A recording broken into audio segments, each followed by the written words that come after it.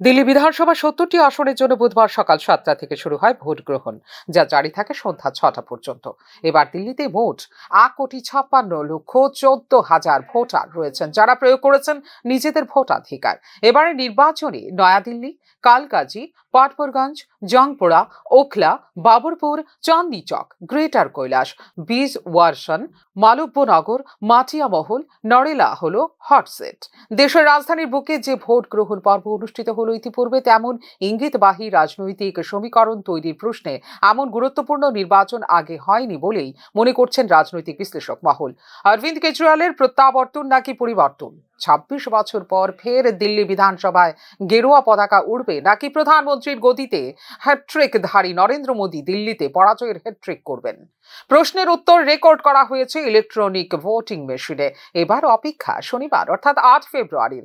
নরেন্দ্র মোদী ২০১৪ সালে প্রধানমন্ত্রী হওয়ার পর ২০১৫ এবং ২০২০ সালের দিল্লি বিধানসভা নির্বাচনে বিজেপিকে পর্যুদস্ত করেই জনতার বিপুল সমর্থন নিয়ে দুবার মুখ্যমন্ত্রীর কুর্সিতে বসেন আম আদমি পার্টির সুপ্রিমো অরবিন্দ কেজরিওয়াল। অনেকে মনে করেন কেজরিওয়াল বিজেপির ট্রোজান হর্স, অর্থাৎ গ্রিক পুরাণে বর্ণিত ট্রয়ের যুদ্ধে গ্রিক সৈন্যদের ব্যবহৃত কাঠের তৈরি ফাঁপা দৈত্যাকার ঘোড়া, যার ভেতরে বসে ছদ্মবেশে ট্রয় শহরে প্রবেশ করে যুদ্ধ জয় করেছিল গ্রিক সৈন্যরা।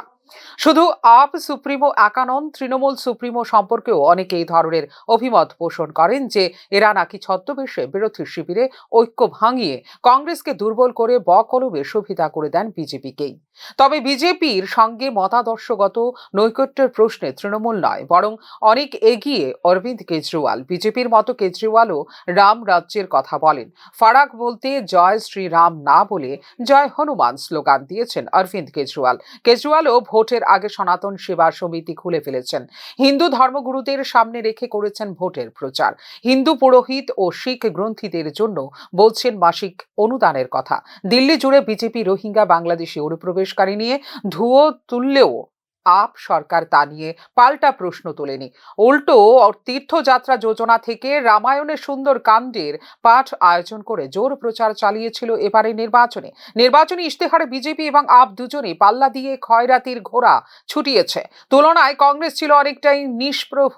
প্রচারের শেষ লগ্নেও কংগ্রেস ছিল স্লোগানহীন, দৃশ্যত দিশেহারা। তবু এমনটা হতেই পারে যে সংখ্যালঘু অর্থাৎ ১২.৬৮% মুসলিম এবং প্রায় ১৭% দলিত ভোট আপ ও কংগ্রেসে বিভক্ত হয়ে তার সুফল ঘরে তুলল বিজেপি।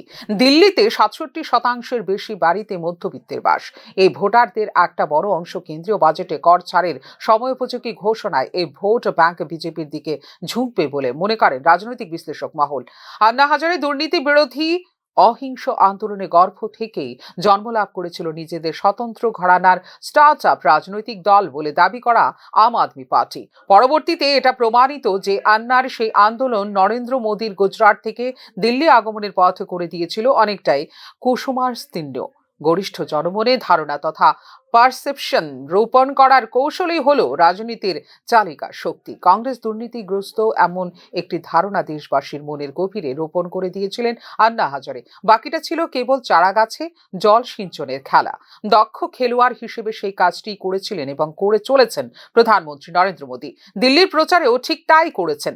যে সততার নামাবলী জড়িয়ে আপ দলটি ভূমিষ্ঠ হয়েছিল, সেই দল যে ক্ষমতায় বসে ধীরে ধীরে দুর্নীতির পরাকাষ্ঠা হয়ে উঠেছে। আবগারির চোরাপথে অর্জিত বিপুল অর্থে দিল্লির বাইরে দেশের অন্যান্য রাজ্যে ডঙ্কা বাজিয়ে ভোটে লড়াই করছে। জনমনে তেমন ধারণাটি প্রতিষ্ঠিত করতে কোনো কসুর বাকি রাখেনি বিজেপি।